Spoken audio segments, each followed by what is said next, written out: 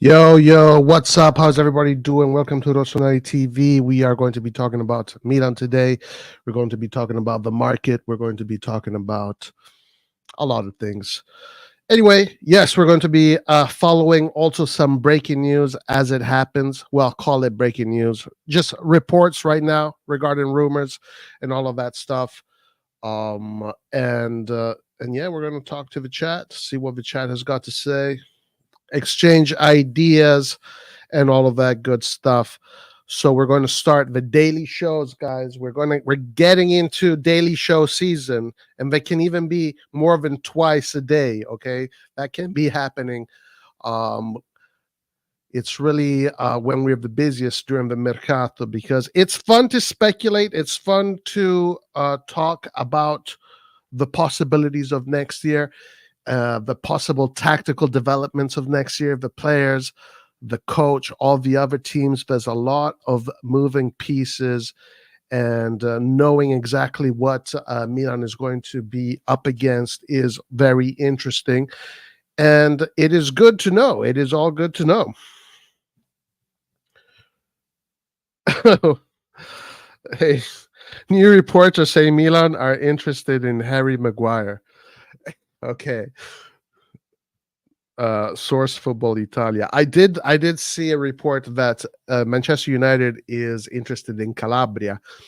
I don't know if this is true, but apparently Manchester United is offered Milan 15 million for Calabria, but Milan I think is asking for 20. Guys, I don't know if this is made up. I don't know if these are people that just make up stuff because they need to have, content, Twitter, reports. Honestly, the market, this is the third year that now I'm really paying attention to the market.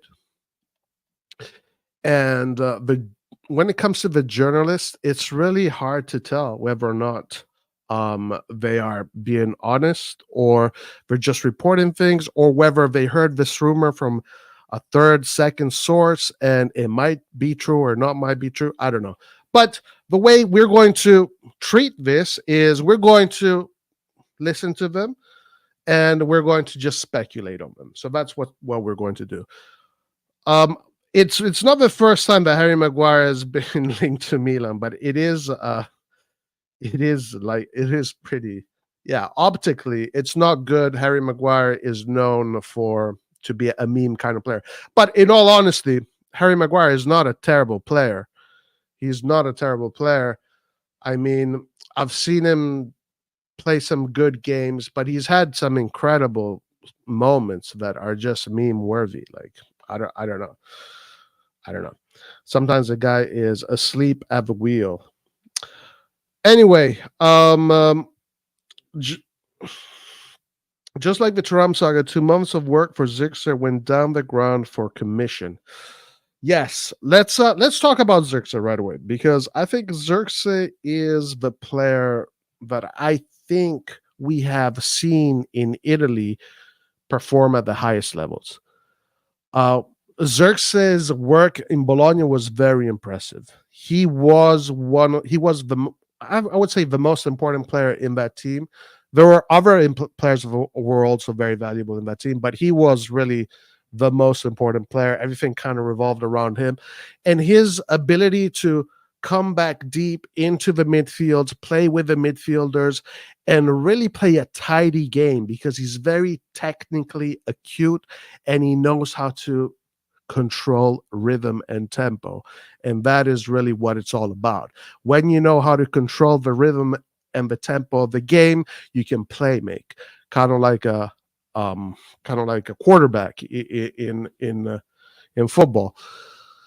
So Zirkzee has this ability, and he's very good at it. We saw it in Bologna.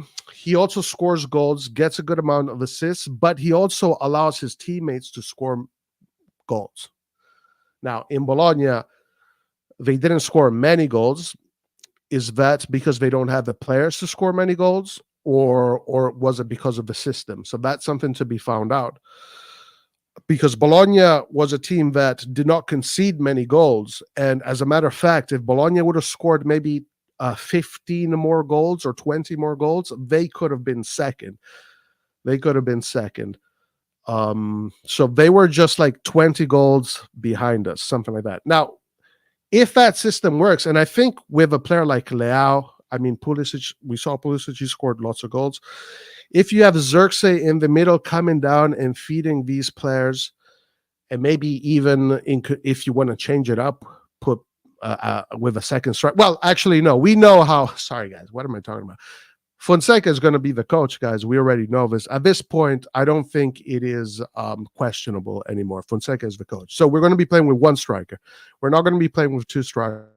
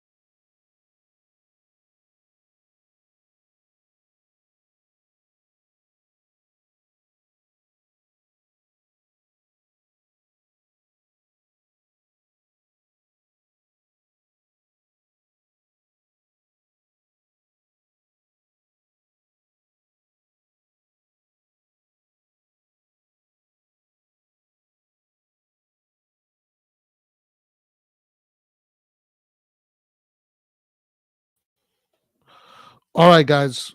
I apologize about that, but there was an outage over here, and the routers went off, so I we lost internet, and yeah, it took a little bit of time to reconnect. Anyway, we were talking about Zirkzee, and there was one thing that needs to be said regarding the future of AC Milan. We know that Fonseca at this point is going to be the coach. We know he is going to be the coach, unless something crazy happens. But at this point, it's pretty much a done deal. Um, it seems like he is the coach. So therefore, when we talk about the future of AC Milan, when we talk about next season, we have to really talk about a one striker Milan, right?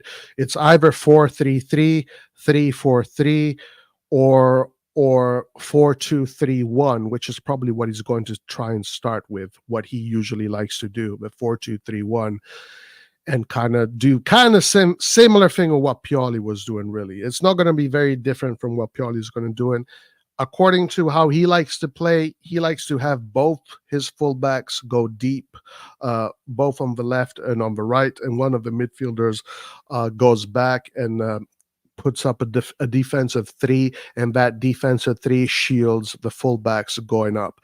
So it's kind of what Pioli was doing. Pioli was a little bit more careful on the right, let's say, when Pioli was doing that, with Salamakers. Salamakers was a little bit more of a balance in Pioli's system when he was deploying that 4-2-3-1. So he is going to go all in. He wants to go all in according to how he likes to play. And yeah, and one of the midfielders is going to go in the line of defense and cover the fullbacks. Anyway, so Zirkzee. When we talk about Zirkzee, we have to consider that he is going to be the lone striker if Zirkzee comes, or Zirkzee can play as the number 10 and you can get another striker. Now, let's say if Zirkzee in a 4-2-3-1, you can play him as a number 10 because he is physical. He is physical. I remember him playing against us, and he was coming deep in the midfield, and he was winning physical battles in the midfield. So Zirkzee not only is very technical, but he's also quite strong, and it's hard to get the ball off of him. So maybe if you really want to go all out, if you just want to go all out and say, fuck it, 4-2-3-1 with Zirkzee as a number 10 plus another striker, that's, it's going to be a lot of fun. It's going to be a lot of fun because it's going to be really good football. You get that. I mean, it's extremely offensive. Zirkzee and another striker and Leao and Pulisic, like that is very offensive. And if it's not Pulisic, it's Chukwueze. That is even more just offensive football. So where is the cover coming from? And that's the question. That's the question. Where is the cover coming from? So that is something that we're not going to address today. There's no point in addressing the cover today, but we're going to talk about the strikers today. So the good thing about Zirkzee is if Zirkzee does come to Milan, he is the kind of player that you can either use as a number 10 or as a center forward, and his role is essentially going to be the role of an offensive playmaker that can score goals, allows the team around him to play good football, allows the team around him to facilitate scoring goals and getting assists. And at Bologna, he's done it at high levels. Now, the issue with Zirkzee is that he costs money. And obviously, Milan is not a club that likes to spend a lot of money. And right now, the reports are, whether they're true or not, is that the agent wants a 10 million euro commission. And this commission, the club is not really willing to do that. I heard the opinion of another journalist, not a journalist that is Pedula, who is pretty prominent in the space, in the calciomercato space. And he was talking about it. He has a YouTube channel now. He doesn't do he does tweets, but he just has a YouTube channel and he just talks about the calciomercato and the reports that he knows. And he said that clubs, when the commissions are so big, clubs think, well, I can just spend this much amount of money for, players that maybe are not established yet, but can become just as good. So clubs usually tend to not pay these big commissions. And that's the issue, the commission. We'll see how this gets resolved. But I think if Milan does end up getting Zirkzee, that is a step in a good direction from a technical side. Like, at least we know that is a very reliable player that knows the Serie A, knows how to play football really well, knows how to connect the team, and also can provide a level of physicality, because that's something that we're going to need for sure. Zerkzee is like Ibrahimovic in the 2021 season. Yeah, exactly. 100%. And that was the best Ibrahimovic that I think, me personally, I have ever seen. That Ibrahimovic was the most unselfish Ibrahimovic, because it was a mature Ibrahimovic that played football maturely. And his offensive technical abilities allowed the team to play this really cohesive, beautiful football. And Zirkzee can allow you to do something like that.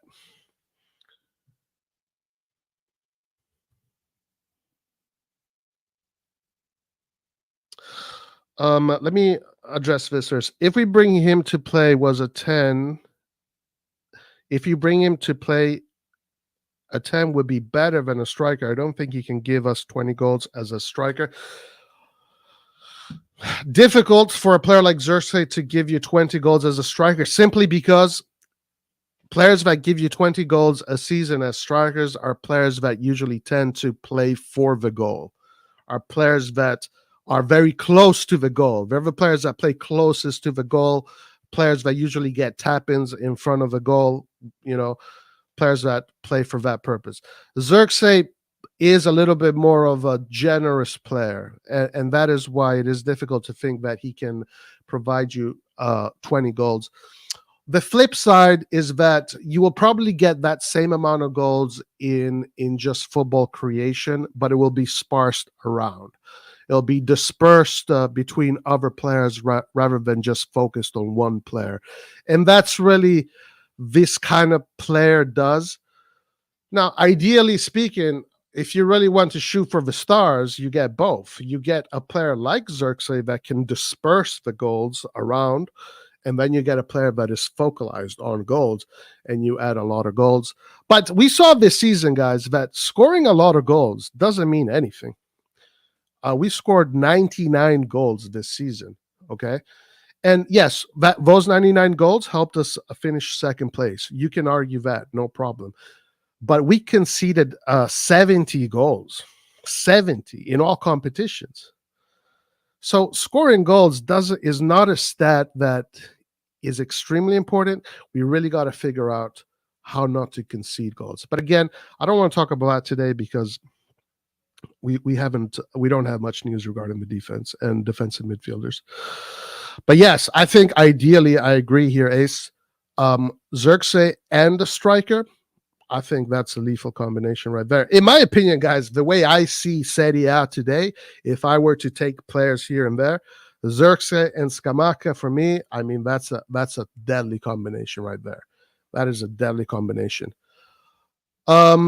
As far as players that we're linked to, the other guy is Sesko. Now, people say that Sesko can score 20 goals a season. He's that kind of striker. He's that kind of center forward. Okay, but he's got to show it. Listen, if Sesko comes to Milan, I think that's a good signing because the guy has incredible physical qualities for his age, and he's shown very good football. This guy is obviously, a very important player. It seems like that's the trajectory. But, can he do 20 goals a season if he comes to Milan? Who is the player that you guys think in chat? Actually, you let me know in chat. Which player do you guys think that can come to Milan and score 20 goals? Honestly speaking.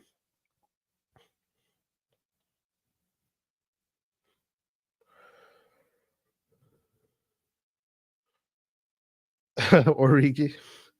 Origi will come and score 20 goals. You think Zirkzee can score 20 goals? We are linked with Zirkzee. Zirkzee seems to be one of the maybe more realistic deals because he does have a low release clause, and there is more room for negotiation right there. So Zirkzee has had a very good season in Germany. Can he come to Italy first season, score 20 goals? Don't know. Maybe.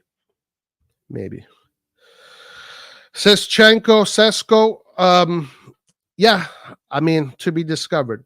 I mean, I think, yes, he can probably become that player. Thing is, Sesko is very young. He's 20 years old, I believe. So you have a lot to discover with Sesko. Zirkzee, obviously being 28, you kind of know where he is. Obviously, Zirkzee is ready. He's ready to play. He has the experience. Sesko still needs to gain that experience. That's a big difference. Doibuk, don't know him. A true number 9 is what you need that can link up between the midfielders and wingers. Sesko is that, especially in aerial play. Yeah, maybe. It is possible, guys. It is definitely possible. It is definitely possible. These are players that we haven't seen in Serie A. Obviously, we believe they obviously have the talent to play in Serie A and do well. I think it's very difficult. It's very difficult to come to the Serie A in your first season and do so well. Remember, if you score 20 goals in Serie A, that's a really big deal. That's a really big deal. 20 goals in Serie A puts you on top of the hill when it comes to strikers in the world. If you score more than 20 goals in Serie A, that means you're one of the best strikers in the world. You're going to be regarded as one, especially if it's one of the top teams. Is there a player that can do that right away his first season? That is the question. If Sesko comes and Zirkzee comes first season, historically speaking, if you look at the history of players that come their first season and score so many goals, it's not many in general in Serie A. But a player that can potentially be able to do that, I think Sesko can be the guy. Yes. Zirkzee, maybe it is possible. Artem Doibuk is the Girona attacker. Oh yeah, he did really well. Zirkzee has 28 goals. That's good. That's good. If you look at the track record, he has 14 goals in his last 4 seasons. Okay, that's interesting. Yeah, that's an interesting stat. So he had an incredible season. Now, can he maintain that, or is he going to regress? That's the big question with Zirkzee. Consistency is also a pattern that you want to use to evaluate players. Now, we do have examples of players that did good, but then they really peaked at a later age. Like Luca Toni is a player that peaked really at a later age. Zirkzee can be that guy. I mean, 28, that means that he's mature. That means that he's played. That means that he's played all over all the stadiums. You know, he has the experience. 28 is a good age. Reality will loan Yozli from Real. Now, I heard people that this is a possibility because once Mbappe actually not once, Mbappe is joining the team. So, guys, Real Madrid has an incredible team. Like, Real Madrid has built the best team in Europe, in the world, in the galaxy. Real Madrid has just built the best team in the galaxy, guys. They're literally the Galacticos. But this time it's the real deal. Like, this time it's real players. It's not just a circus show. This time it's real players. Young players that still need to even reach their prime. That's the crazy thing. You can't make Mbappe is 25. Has he even reached his prime? Usually players reach their prime at 27 and then it gets better from there. Now, some players reach their prime really early. So maybe Mbappe hit his ceiling, guys. That is also a possibility that Mbappe hit his ceiling, because that is also something that happens. Like, you hit your ceiling at 22, These are some rare cases. Or is he going to keep on getting better and better? I think at Real Madrid he is. I think Real Madrid, you're going to get better at Real Madrid. Yes, 100%. I believe as of now that Madrid has built a cheat code of a team, and it is absolutely insane. They have hoarded all the best talents in the world. All of them. That's crazy. 28 African age. Come on, bro. Stop that. Stop that. Stop that. No, but seriously, guys, which players do you think can come to Italy and realistically score 20 goals first season? Like, obviously, you got to put Haaland there, right? Haaland is a player. Mbappe can come to Italy and score 20 goals his first season. Easy, I think. Haaland can come to Italy, score 20 goals his first season. Easy.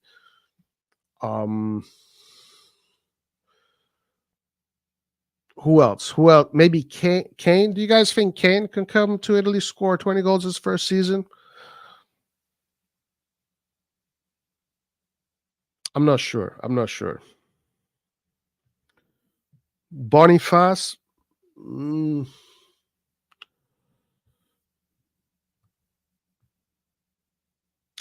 Maybe. Kane, I don't know. Yeah, I mean, Kane has a track record. That's the thing. Kane has the track record. Well, what we really need, guys, we need to get the player that is going to become the player that scores 20 goals a season. If he can do it the first season, great. That's amazing. That's great. But that's what we need to get. And obviously, Sesko being 20 years old is probably the best investment. If you want to be more immediate with things, maybe Zirkzee would be better. Or maybe Zirkzee would be better. Kane first season 40 plus goals. That's crazy. In Germany, right? I mean, yeah, players that score like these kind of players. I think Lukaku, his first Lukaku had a track record already when he came to Italy. I think he scored around. I don't know what I can't. He definitely scored more than 20 goals his first season, but his second season he almost got to 30 goals. I think the Scudetto winning season. Lukaku, yes, I would believe that. If you get the Lukaku back then, and you tell me if he comes to Italy he can score 20 goals, I can say yeah, I believe that.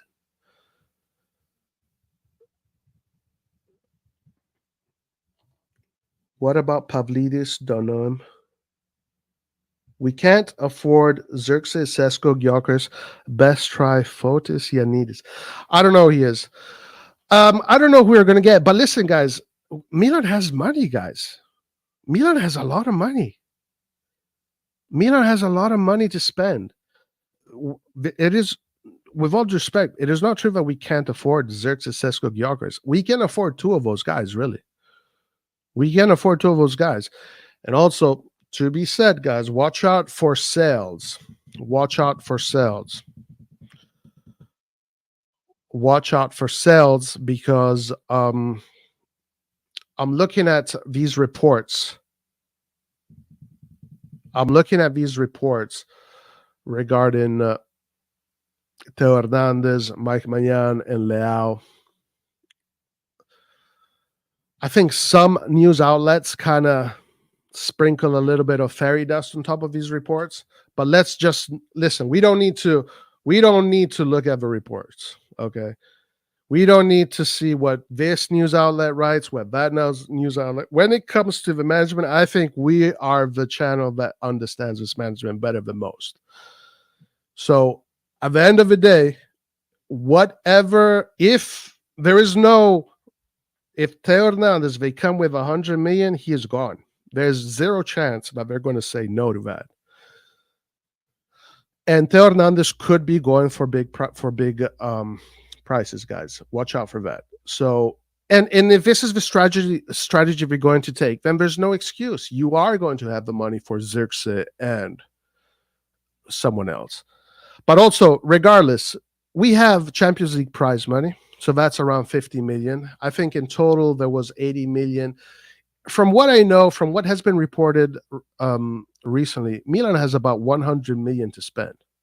Okay, because all of this work of sustainability, the balance sheets, at the end, it should show results. It should bear it's fruits of the labor. So maybe they lied, guys, and right now what we're talking about is complete horseshit. But I think it was last week, the report said that Milan, according to the books, according to the money made, according to what is possible, can have up to 100 million to spend on the market by itself without any sales. Without any sales. Usually it's 50 million. Now it's doubled. It's 100 million. Okay, take that at face. It might be bullshit, guys. Okay, forgive me if it is. Forgive me if it is bullshit, but it might be bullshit. But if that is true, then yeah, you can afford these players because you don't pay them all in one go. No, not. You think Manchester City, when they buy Grealish, they pay cash 120 million? No, they pay. It's every year they pay a little bit.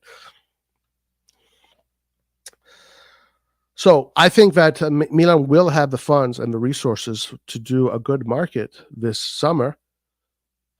And they are going to sell a player because the offers for Theo Hernandez are going to come.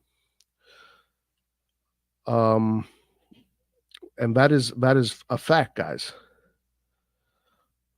What the French coach said this week is very worrying. He said that Theo wasn't happy with Milan this season. Theo wants to win titles. Yes, that's right. Deschamps did talk about Theo Hernandez, and he made it seem as if Theo Hernandez is not the happiest. And Theo Hernandez knows and he understands that he has to make a big decision. Is he going to renew with Milan, or is he going to take his next step in his career? He can either go to Real Madrid or Bayern. Theo Hernandez today is considered the best left fullback in Europe, maybe in the world. So Theo Hernandez is definitely a player that has a market. If a team is going to come and they're going to offer 100 million for Theo Hernandez and the management decides to sell him, then Milan should have a lot of money to rebuild the team. A lot of money. We're talking about maybe more than 200 million. So if you have all of this money, you don't really have any excuses. You really don't have any excuses. It just comes down to a matter of expertise and knowing how to build a team and understanding what you need to do to build a competitive team. So at the end of the day, there are no excuses.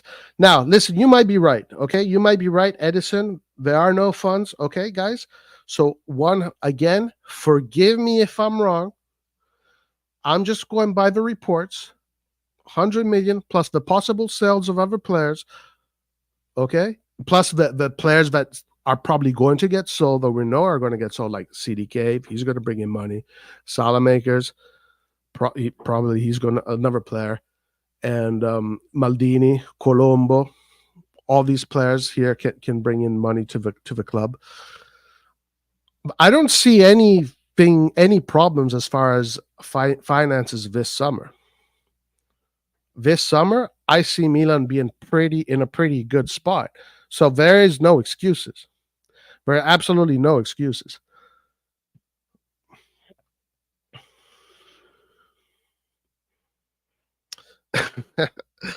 This Furlani guy went to sign Emerson Royal. Yeah, the signings that I'm seeing right now are they're not incredible. They're pretty much, I mean, just compare them to what they should be, okay? What Real Madrid is doing is what we ought to be doing. That's who we should be, right? And no offense to Emerson Royal, but that's not the guy. Come on. Please.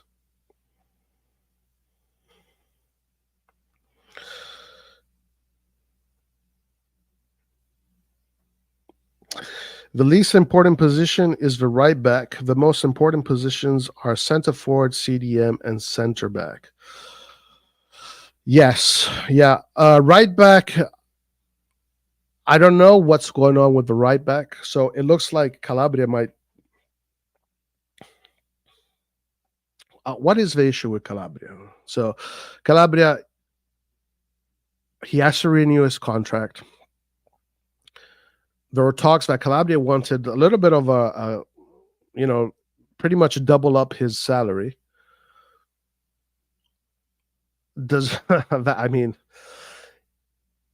I don't know if Calabria is going to stay at Milan, guys. Let's put it that way. So they're going to need a right back. They're going to have to look for a right back. Now, I've read yesterday that they have agreed personal terms with Tiago Santos. Tiago Santos is the right back that played with Lille under Fonseca, and he plays that kind of style. It's basically like Dest. It's basically Dest. Tiago Santos is Dest, that kind of player. A technical fullback, diminutive, that plays really high up the field and kind of looks like an attacking midfielder / winger. And that's the kind of player Tiago Santos seems to be, which fits the identikit, which fits the what Fonseca likes to do. He likes to have both his fullbacks go all the way up and stay there and play make from those areas. So now that player, guys, is a player that is not going to cost much. Ligue 1 is the market that Milan is going to focus on, because there it seems to me that the prices in the Ligue 1 are lower. So that could be a player they're going to bring in. Now, the thing about that player, if they bring in that player, that he's young. He is like 21. Also, red flag. He's never been called up for any of the youth national teams. Now, that doesn't necessarily mean anything, but usually when you see a player that has been involved in the youth national programs from the U15 to the U16, U17, U18, U19, U20, and they consistently stay there, those are usually the players that the domestic scouts, the federation, national team federation scouts identify as the best players in the country. And you see that line. So this player has never been called up for any of the youth national teams. He has been called up for the U21 twice. But sometimes this doesn't necessarily apply. You do have players that sometimes don't ever get called up from the national teams, but then when they go into the first division football, they have a huge advancement. So that is one thing to say. Yeah, Portuguese Dest. That's correct. Arda Güler on loan would be nice. I think that would be a really good idea. That would be a really good idea. Just to have him, just to see him play, because he would be playing. Arda Güler on loan would be really nice. By the way, we're probably going to see Arda Güler tonight. Italy is playing against Turkey in about 2 hours or so.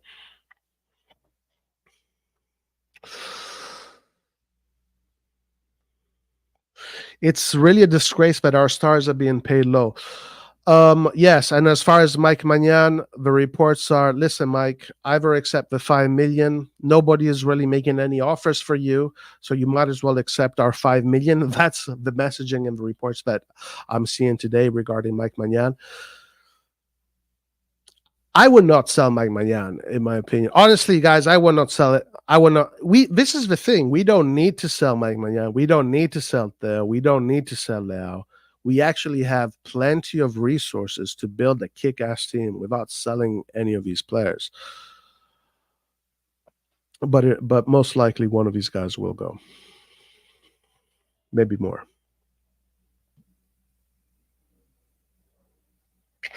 It is true. Portugal does have a lot of talent. Yeah, that is definitely true. If we sell Theo, get Mendy from Real Madrid, I would rather have Spinazzola than Mendy if we get Theo. But Mendy is obviously a good shout out. Good shout out for sure. Why do Roma fans think Chiesa will join their club and take the downgrade instead of staying at Juve or moving to a bigger club? Well, guys, listen. Juventus, the way Juventus has treated Chiesa is not great. So, especially with Allegri, and a lot of fans have been really harsh on Chiesa. A lot of Juventus fans have been harsh on Chiesa. I don't know what's going to happen with Chiesa. Honestly, don't know. But the messaging is not good because, right, the reports are saying that Tiago Motta doesn't really like Chiesa. Is not the kind of player that he wants in his team. So that's already not good if it's true. But that's what is being reported. That is the messaging coming out. That is what the people are saying. I don't know. There's a lot of strange propaganda around Chiesa right now. He's being linked to Roma, to Napoli. Would it be a downgrade? Yes. Maybe to Napoli in yes, because they don't play Europe. Yeah, if he goes out of the Champions League, it's a downgrade. Yeah, I would definitely take him at Milan. Forget about it. I would definitely, man. For me, I would definitely like to see Leao and Chiesa. Leao on the left, Chiesa on the right. Oh my lord. Leao on the left, Chiesa on the right, Zirkzee as a number 10, and we got to figure out who is that striker. Who is that striker? Is it Sesko? Is it Guarassi? Is it Gyökeres? Is it Boniface? Who is that striker? But that right there, offensive, is a fucking crazy lineup.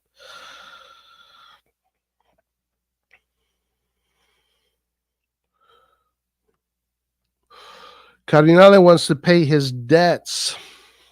Mm.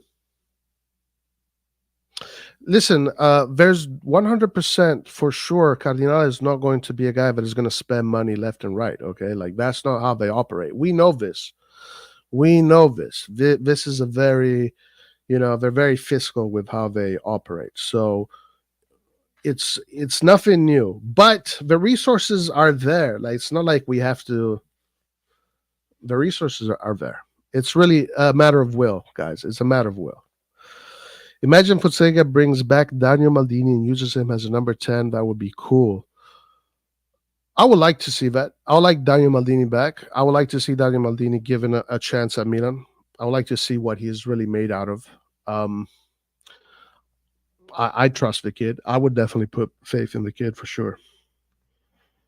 We will sell Theo and get this. Listen, the things I have heard that we've been linked with is Spinazzola. I think if you sell Theo and you replace him with Spinazzola, that's a pretty decent replacement. You're getting more or less, not as far as investment, because Spinazzola would be a veteran, not a real veteran. But listen, I don't know. I'm just saying Spinazzola, but most likely it's not going to be Spinazzola. Okay, like I'm aware of that. But if we do get Spinazzola, I think that's not a bad replacement. Forza Soccer, Chiesa Napoli will be deadly. Under Conte, Chiesa can be deadly. Yeah, that's what I'm thinking too. If it's true Milan doesn't want to pay Mike more money, it's so bad for Milan in terms of messaging. No top players or coaches will want to come here. Now, that is something that needs to be discussed. Because first of all, the amount of money some of these guys get paid in some of these leagues in teams is insane. Let's put that as a disclaimer. But there is one thing that just needs to be addressed here. One of the reasons why Marotta has the ability to replace his players with quality players every time is because they do have a much higher salary cap. So Inter's salary cap is around 120 million. Inter was a team that during the growth decree period did not put all their eggs in the growth decree basket. They spread it, in a smart way. They used it here and there. They focused a lot on domestic talent, so there was no growth decree on the domestic talent. Not only Italian players, but just Serie A players. So they have a salary cap of 120 million. So it's a little bit easier for Marotta to get players of a certain level that want higher wages. Milan's structure is very strange because it was a structure built solely on the growth decree. Literally 95% of the team was built on the growth decree. And so now our wage salary cap is around 86 million, which is for a team that in theory, strives to be an elite team. 86 million is does not work if you compare it to the other teams that are striving to be the top teams in Europe. So this is something that needs to be spoken about. It needs to be addressed. Like, is this going to change?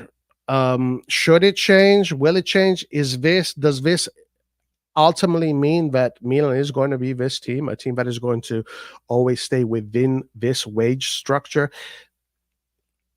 It just puts Milan at a great disadvantage if this is going to be the wage structure, because that means that it's going to be very difficult to attract good players that already have a track record, because these players are going to ask for more money. So for Inter to secure, they secured Lautaro Martinez, they secured Barella, they're getting Taremi, they're getting Zielinski. You know, like, these are players that of experience. These are players that are already in their second, third contracts. They're going to ask for money.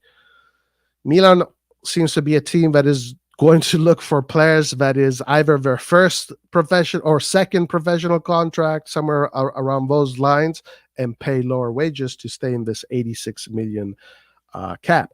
If we're going to stay in this 86 million cap or around there, I think it's going to be extremely difficult to compete at the highest levels.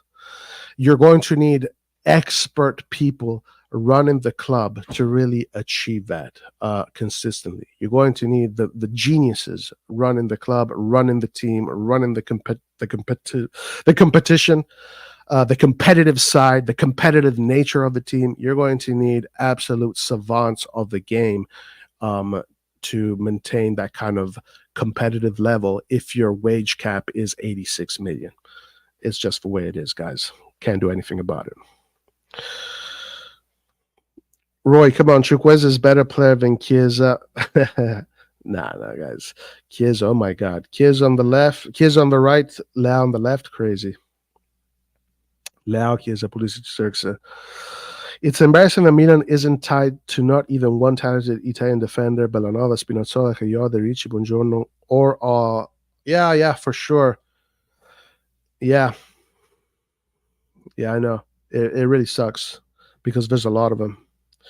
Can we sell Chukwueze? I don't know. I mean, after this season, the question is this, guys. Like, I was thinking, how do you get Chukwueze to play more frequently? Because if Fonseca plays a 3-4-3, he could possibly use Chukwueze in the midfield as the winger, which will be sort of a fullback. And he's going to be covered by the right central defender. That is going to stay there. That's a static player. That player is not moving. So that player is going to cover. If Fonseca plays a 4-2-3-1, it's going to be the same thing. Chukwueze is going to sit on the bench the whole season because Pulisic is the better player. Pulisic is the more experienced player. Pulisic is the more tactical player. Chukwueze is a very one-dimensional player. He likes to go forward, and he's got very efficient cutbacks. But Pulisic is the more dynamic, right? We already have that player on the left. On the right, Pulisic gives you more dynamism. And I think Fonseca's most likely going to come to the same conclusion. Rather than having both lines just be full-on attack, he's going to want to have Pulisic on the right and Leao on the left. Or he's going to put Pulisic as an attacking midfielder and Chukwueze on the left. But again, who's going to cover for these players? Who's going to cover for these players? Reindeers and Loftus-Cheek isn't going to cover for these players. Not a chance in hell. Ali and Benacer aren't going to cover for these players. None of that combination can cover for these players. None of them. You can put Ali, Loftus-Cheek, they're not going to cover. Ali Reindeer's not going to cover. Reindeer's Benacer not going to cover. Benacer Loftus-Cheek not going to cover. There's literally no combinations in the midfield that could cover that line. Leao, Pulisic, Chukwueze.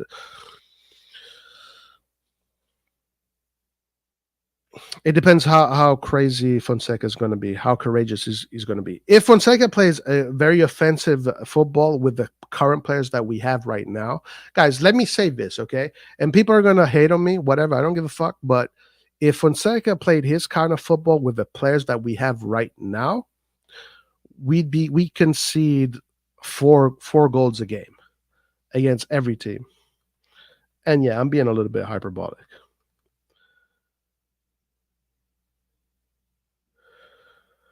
Milan should start recruiting talent. Yeah, 100%. 100. We have a very good crop of players coming in the Primavera that are on the younger side.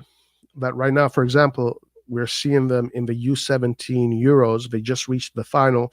We have Liberali, who is only 17, I believe. He's 1 year older than Camarda, but he's on the younger side as far as the Primavera goes. Primavera is a U19 competition, so Liberali is 17. He's still young, but we're seeing that this player is playing with the older players, and also we've seen how good he is in the national team. And the national team, the youth national teams, are really good spotlight to see the young players that are developing, who's going to be the next players. It's really easy to tell who the next best players are going to be in Europe. Like, just look at the youth national teams, 90% of them are there. So it's really easy to tell. But anyway, Liberali seems to be one of the better players, not only in Italy, but one of the better players in the whole panorama. Camarda, that's another one. These are Milan players. Sala, very good. Longoni, incredible what he was doing in goal.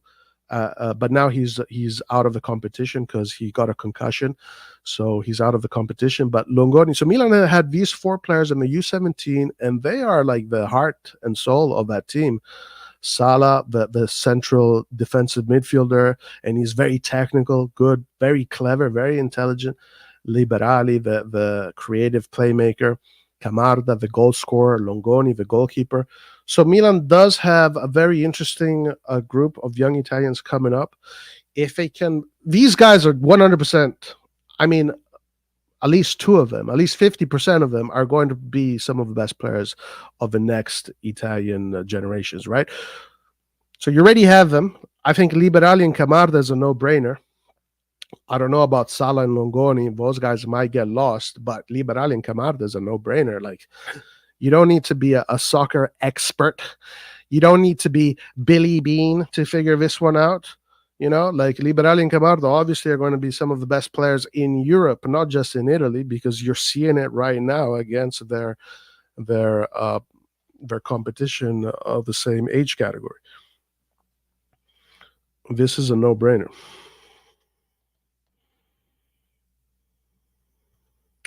Seeing fellow Milanisti continuing to diss Italian players in favor of no Italian players is becoming a joke.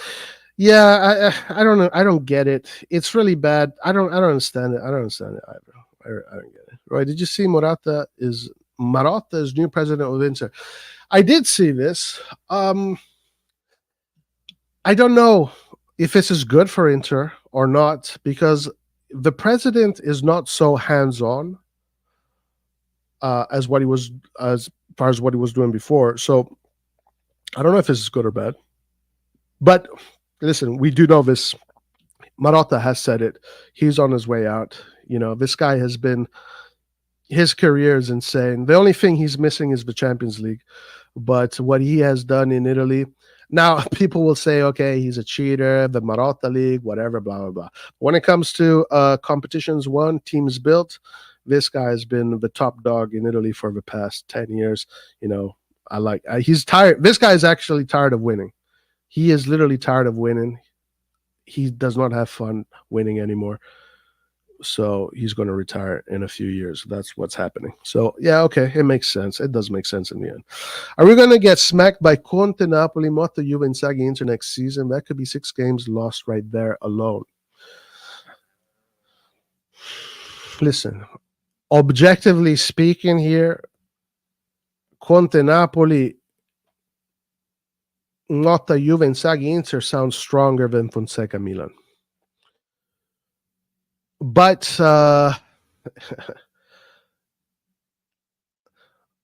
okay, listen, I don't want to sound negative.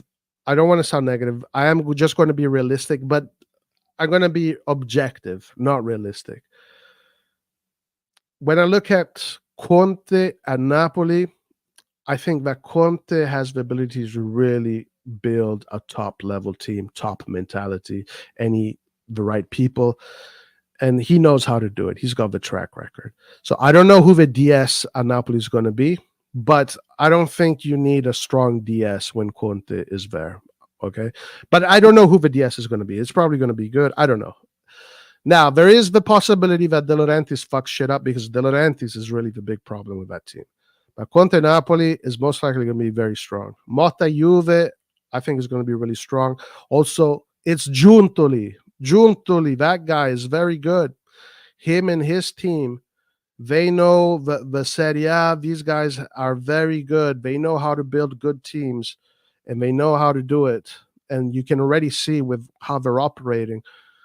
And then, of course, Marotta and Inzaghi. Our issue is really the inexperienced Redbird group, and then getting Fonseca, who we have seen in Italy. This guy has not really been incredibly special. So it's difficult to go to cheerlead and go, yeah, let's go. We're going to kill him. We're going to destroy them.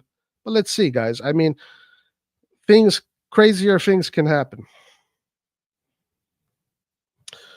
We keep getting foreigners that are less talented when they're young. When there's young, talented, cheap Italian players in Serie A. This is an issue that you have to blame the DSs and the scouts and just the system in general. In Italy, now I'm just going to judge Italy because it's not. I'm not going to claim that I know exactly the way it works in other leagues. I'm assuming other leagues is more or less similar, but there's differences. But in Italy, the top teams do not want to wait for players to develop. It is very rare that they'll wait for players to develop. And then when these Italian players develop in the mid-level teams, these mid-level teams ask a lot of money, plus the taxes are much higher. So it's just the whole system is just against the Italian player right now. And it's the system that is not really helping the Italian player. Who is to blame? The DSs, because they're greedy and they want results right away, and they don't trust their own product. What the fuck?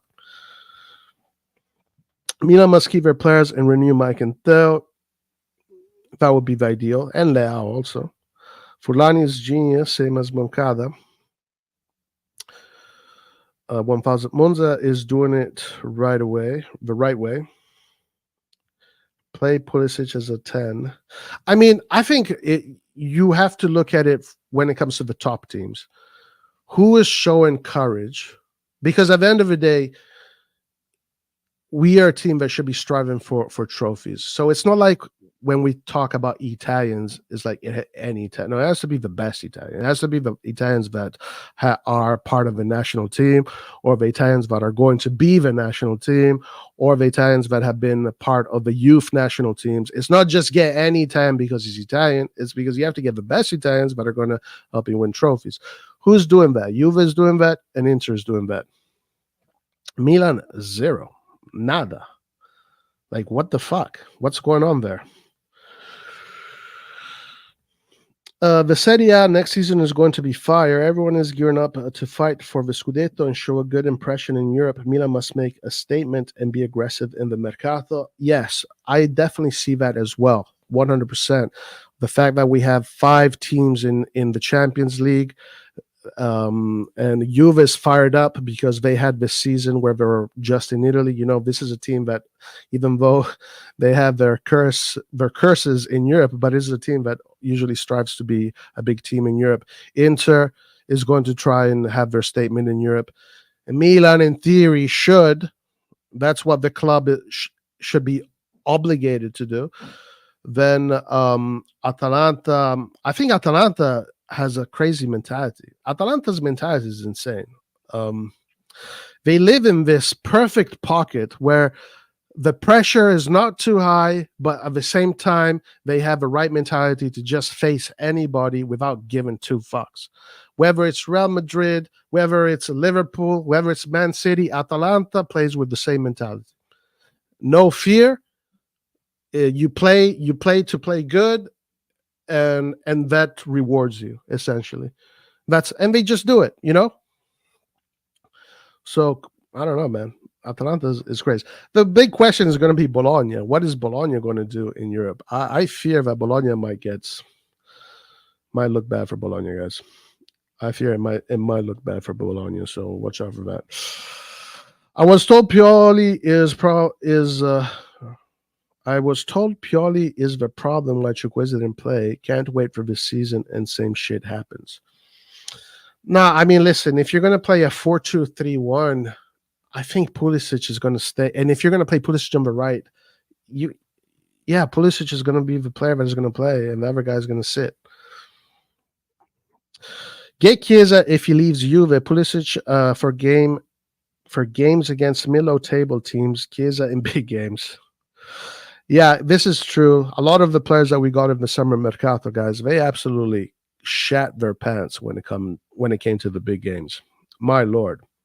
I've never seen players crumble so badly. With the smaller teams, easy. Yeah, it's good. It's fun. It's all fun. Yeah, smiles from the camera. But with the big teams, the teams that have players that have a strong mentality and they don't give two shits about you. Yeah, man, some of our players crumbled. Lord have mercy. Mid-level EPL football. Let's go. We should play 4-1-2-1-2. You know what? That's the formation that Italy, the U17 Italy is playing right now. They look really good playing that formation. They look really good. Fidino, what makes you aggressive in the market is money. If you want a player, go and pay what it costs. A good example of aggressive drive is Real Madrid. Look at them. Who's going to be the best player in Brazil? Vinicius, Rodrigo, let's get him. Who is going to be the best player in Brazil again? Endrick, let's get him. Who's going to be the best English player, midfielder coming up? Bellingham, get it. Who are going to be the best French players? Tchouaméni, Camavinga, get him. Who's going to be the best Turkish player? Arda Güler. Who's going to be, the best player from each country? Get him. Like, that's how you fucking do it, guys. That is nice. Or this. Promote the youth and put all the money to buy world-class striking CDM. I like this approach too. I think you can create the youth in-house. You can do that for sure. We see talent is Camarda Caninaisi's money. Yeah, good point. The lineups are in Chiesa v Yildiz. Tiago Motta will surely be watching this, even unfortunately with Di Lorenzo. Yeah, let's see what happens with Chiesa. If Chiesa gets sold, I would love to see him with an AC Milan shirt, guys. I'm not lying. Cardinale just bought Paramount. Yes, guys. Yes, I did see that. That means that my subscription money goes to Cardinale. He always seems to get something from me. Yeah? Guys, imagine Pioli gets a job in Manchester City and they put Pioli and he wins a CL. It is possible that Pioli is going to get a big job, guys. It is 100% possible. It is 100% possible. Insigne scored a banger free kick. Guys, I wish Insigne, Verratti, and Bernardeschi were still playing in Italy, because I was looking at these players. They're still at a good age. Like, Verratti is 31. Insigne, I might be wrong about Verratti being 31, but I think that's what I saw. He's 31. Insigne is 33. Bernardeschi is around maybe a little bit younger. Like, these players are still eligible for the national team. If they were playing in Italy, they'd still be great resources for the national team. Kind of sucks that we don't have these guys. Cardinale is the main spider of Inter. Cardinale will give money to Inter now. He's really making a league. Yeah, guys, he's going to be. Yeah, no, I don't think Paramount is going to be Inter's sponsor. That'd be it. It wouldn't make any sense. That just would not make any sense at all. That would make no sense at all. You can't make this shit up. That is like a. How the hell are you going to be your team rival's sponsor? Like what? It is possible. With Cardinale, anything is possible. Fonseca with Milan are going to Juve, Man City, Real Madrid, Inter, and I think Barcelona. You say this will be a test. Yeah, we'll definitely see what his ideas are, right? In the preseason, we kind of tend to see what ideas the coaches have. Let's see, man. It's really we're gonna see. We're gonna find out. Sesko will go to Arsenal based on certain variables that have been met. It now means his release clause is higher at 70 million. Jeez, Louise. He would also be offered a starting role. Okay, so I think once the English teams come in, yeah, Milan isn't going to be competing with the English teams. So see ya. Bye. Guys, don't even talk about Sesko. Forget he ever existed at this point. How come Madrid doesn't get any time players? Well, Madrid has right now, I read actually today that Madrid is looking to see if they can try and get Barella because of Cruz leaving, and they want to replace Cruz with Barella. There was two players. It was one player and the other player is Barella. I think Real Madrid has been trying to get Barella, and they will keep on trying to get Barella. And I think that's what makes sense for him. If they really want to build, the team of teams, if you want to get a player that gives you a little bit of everything in that midfield, Barella is your guy. Gyökeres is likely 100 and 120 million. Jeez Louise, guys. What the fuck? Zirkzee is your best bet. I've not seen much of him. He's incredible. He's better than all of these other players, in my opinion. Madrid was also looking at Scalvini. Oh my God. I don't even want to talk about Scalvini. I don't want to even talk about Scalvini. I'm so angry at Gasperini right now, guys. I'm really literally hating on that man. Fucking Scalvini gets injured in a game that has absolutely no meaning whatsoever. Gasperini plays him for the full 90 minutes, knowing that there's a European. Like, this game wouldn't have changed anything, Gasperini. Why the fuck aren't you playing your youth players? What the fuck was the point of playing Scalvini, guys? Let me just. I'll just chill out. Okay, hold on, guys.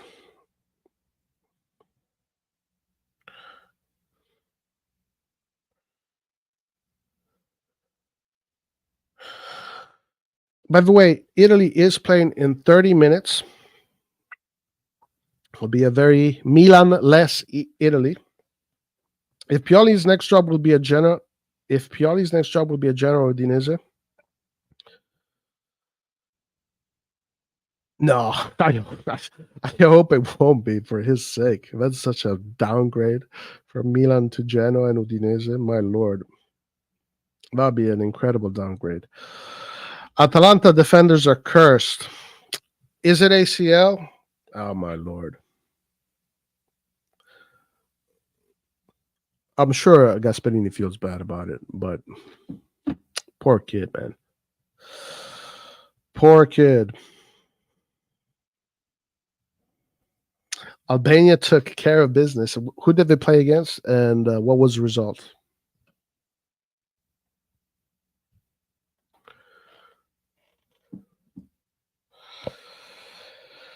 Yeah, anyway, just to recap, we got Zerkzee, we got the striker situation. At this point, guys, one thing that I think when we talk about Milan, when we talk about next year's Milan, there's really no point in talking about a two-striker system. It's going to be a one-striker system. We know this. We've never seen Fonseca play a two-striker system. And there's no way it's going to be a two-striker system. So we know for sure we are going to be getting a striker. This is 100% sure. We are going to be getting a striker because we have to replace Giroud, and the money is there to get Sesko, guys. Honestly, if you want to get Sesko today at 70 million, you can get him. You can get him. If you're Milan right now, you can get him. But they're going to do their best to keep the costs low, to be as fiscally conservative as possible. And because at the end of the day, Milan treats Milan more like a business than a toy. But I think that Zirkzee might be, in my opinion, Zirkzee is the best one, guys. In my opinion, Zirkzee is the best one. I think there's a possibility with Zirkzee because he played in Italy. That might give us an advantage. Because look, Kangoo doesn't know who this guy is. That's weird that Kangoo doesn't know. I don't think maybe teams don't know who he is. I don't know. That's wild though. I'm sure they'll know who he is. Who will get called up? Gatti is coming in. Federico Gatti is coming in. He's a good defender. Juventus, 25 years old. He's not as versatile as Scalvini. Scalvini is definitely more classier, I would say. Gatti is more like a tank kind of player. He's a little bit of a tank. Lichtsteiner, 3-0. Okay. Liechtenstein. What will Clown from Curva do when we lose against Inter 5-0 again? Buy more tickets easy. I don't know what the hell's going to happen with the Curva Sud guys, because they're pissed off with the management, and the management responded. You saw that. These guys asked for ambition, asked for sense, money, investments, trophies. Fucking Cardinale responds, winning is boring.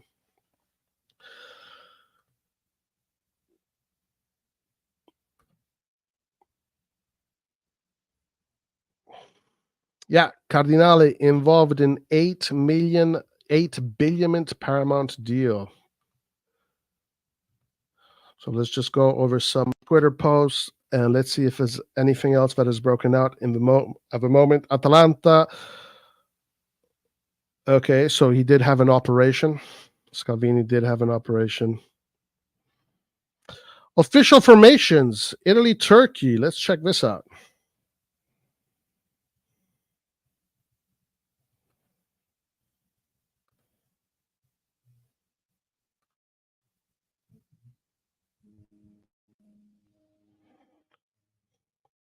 Fucking ads.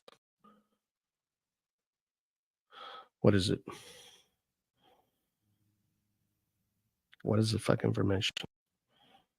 Okay, so Di Lorenzo, Mancini, Bastoni, Di Marco, 2-3-1.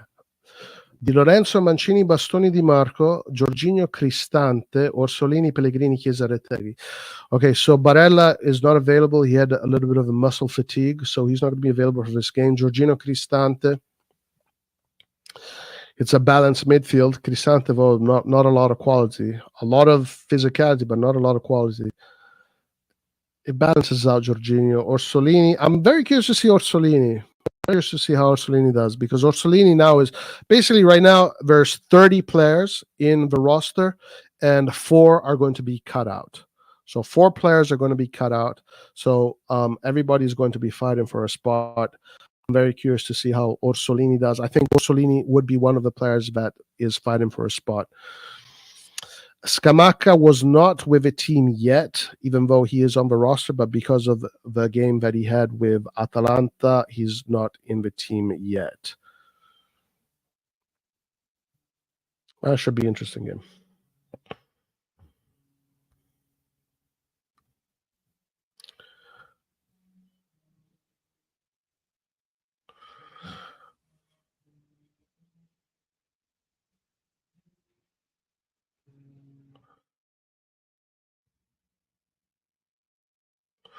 $30 million clause, the Girona player. Wow, 30 million clause. If that's it, that player here scored a lot of goals in Spain, and with Girona, that's difficult. That's not easy to do. I think that is a very interesting player. Oh, wait. Girona winger. No, I'm talking about someone else.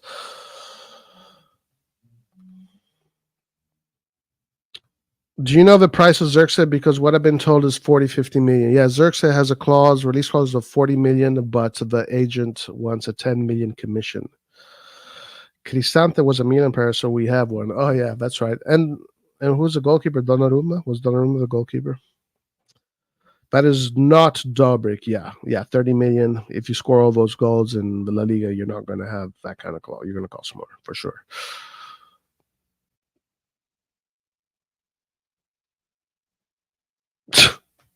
This guy said it was a fantastic year, but there was a lot of chaos. Italy is a savage country. That's funny. Damn. Yeah, Isaacson. We were linked to this guy. What's going on with Milan? Let's see if there's any Milan related news.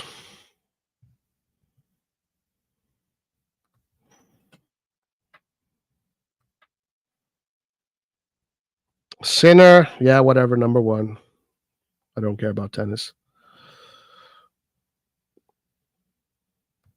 Milan have prioritized Emerson Royal as a potential reinforcement for the right side. However, Tottenham asking price is 25 million, deemed high by Milan.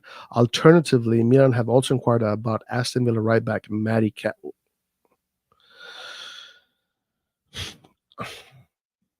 Guys, I don't know, man. When I read this, it just gives me an idea of what it just says it all. I don't know, but let's see what happens. Gazidis is now the president of Ligue 1 club Saint-Étienne. Okay, good for him. We had a decent spell with him. Milan have officially inaugurated Milan Academy in Dubai. Guys, let's check a little bit of Sempre Milan, and then I'm out. And as I said, we might be doing 2 streams a day because as you can see, Antonio is not available to do the streams. But he might do afternoon streams.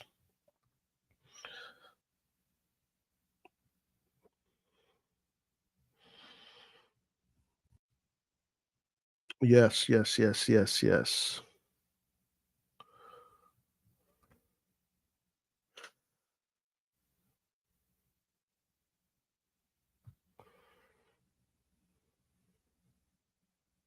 Oh, so another piece of news that I think is interesting is Ibrahimovic. In Italy right now, they're talking about Ibrahimovic a lot.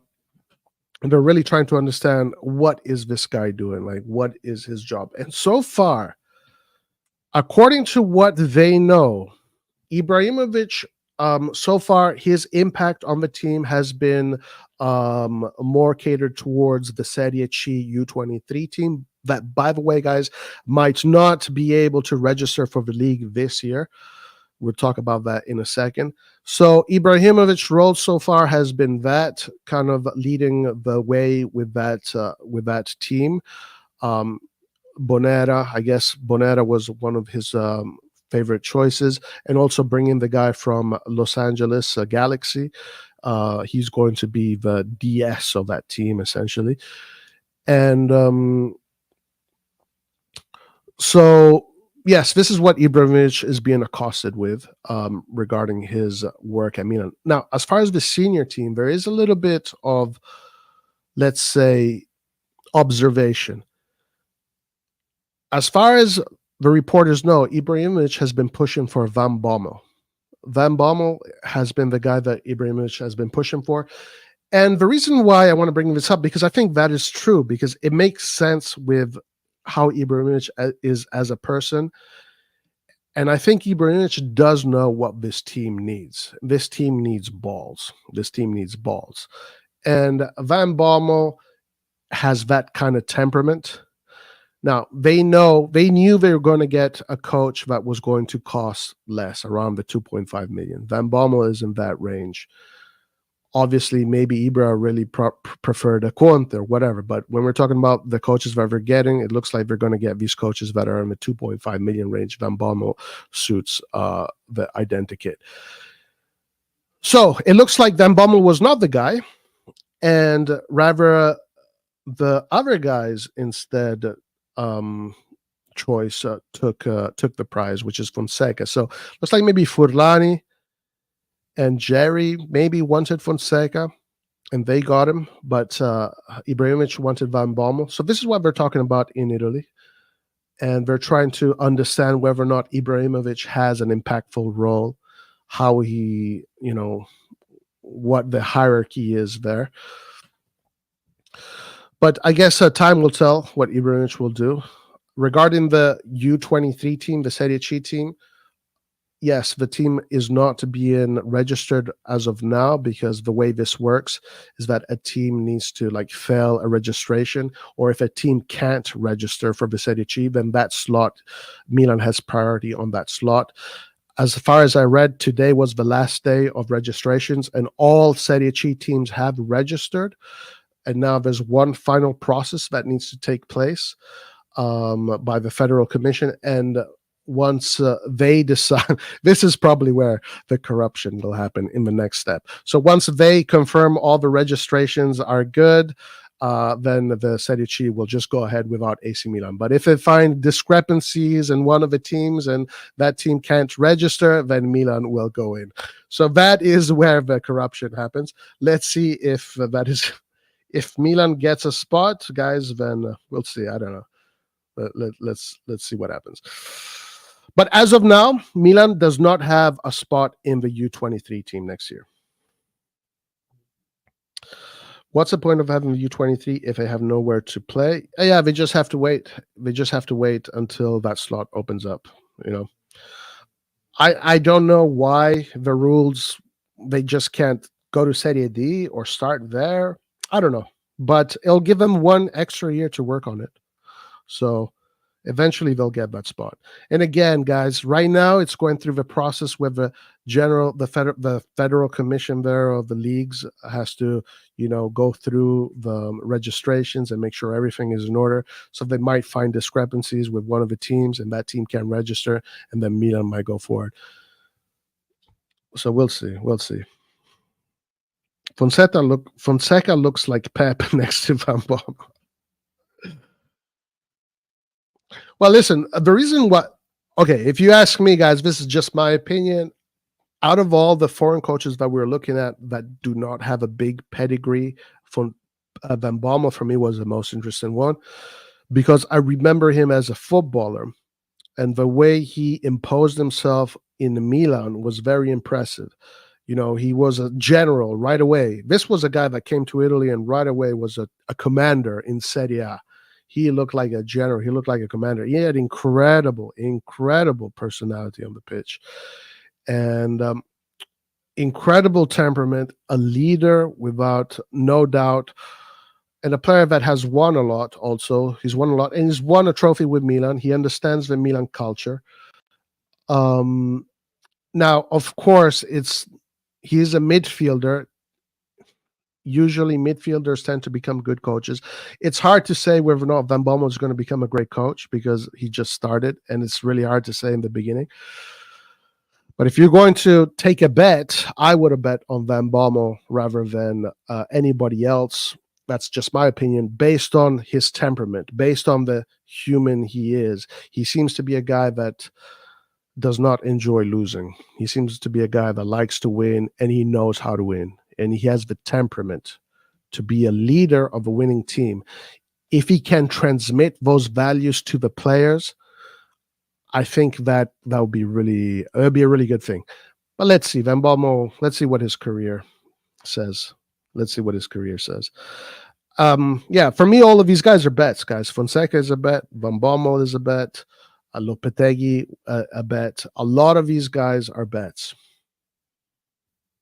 Who are not the bets? The coaches with the pedigrees, or the coaches that we have seen do good in Italy. What good is it to gain the world if you're going to lose The Salamakers, right, guys? Salamakers. How the fuck are we losing Salamakers? Bologna pondering Salamakers strategy. So he had 32 appearances across all competition with 4 goals and 3 assists. Damn. See, he would be destroyed. If he had these numbers in Milan, he would be destroyed. But again, Salamakers, it's not really his goals and assists that are so valuable.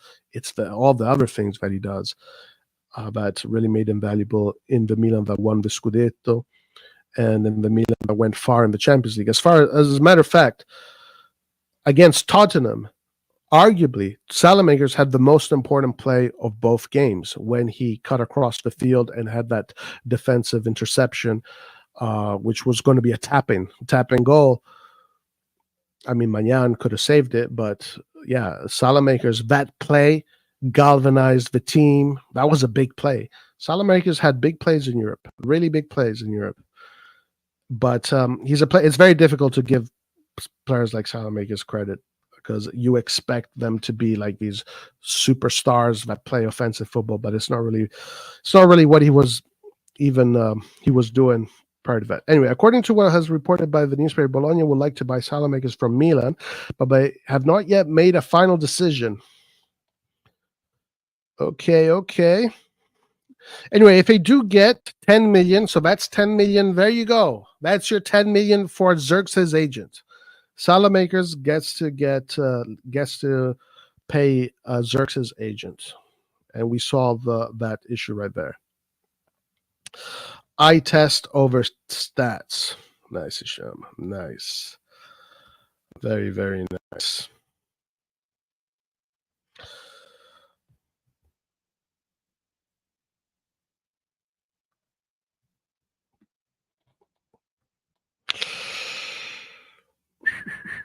Milan pending offer and Ibrahimovic. What's this about?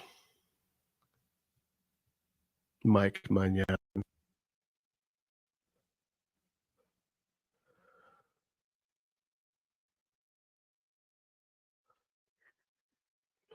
According to a report from Maignan now has his mindset on France and a European Championship where he wants to play a leading role, given that Les Blues are among the favorites to win and they have desire to revenge after the Qatar World Cup. Yeah. All right, guys, we're going to close here today. I appreciate everybody. Again, we're going to be doing this on the daily because we're going to follow the market, not just Milan's market, but everybody's market. Juventus, Inter, Lazio, Roma. We're going to figure it out. We're going to understand whether or not Milan is going to be competitive. We're going to keep on keeping our eye on this management, guys. We're Hawks here. We are the Hawks here, guys. We don't let anything slip. We don't let anything slip. We're not cheerleading anything here. We are analyzing here everything objectively because we care about tangible results, not fairy tales. Lukaku turned down a big offer from Saudi. Does that mean that he is going to be following Conte to Napoli? Bologna trying to lowball Milan. Karma. Anyway, guys, thank you very much for joining us today. We'll see you tomorrow. Maybe there's going to be a stream later. And yes, there's going to be many different types of streams. So we'll see you next time. Thank you. Remember to click the like button, subscribe, do all that good stuff. Peace out. Ciao.